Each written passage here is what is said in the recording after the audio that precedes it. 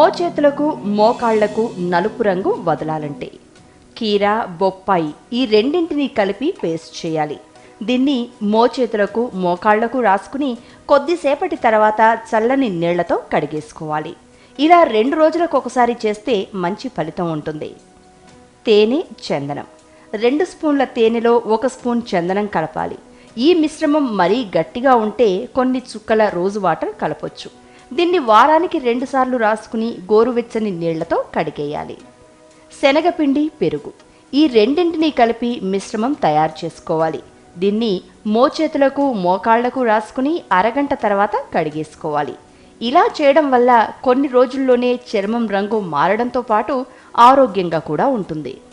నీళ్లు పైన చెప్పిన చిట్కాలన్నీ ఒకెత్తైతే శరీరంలోని నీటి శాతాన్ని కాపాడుకోవడం మరొకెత్తు. అందుకే చర్మం పొడిబారకుండా చూసుకోవడంతో పాటు నీళ్లు ఎక్కువగా తాగడం వల్ల కూడా ఈ సమస్య నుంచి బయటపడొచ్చు.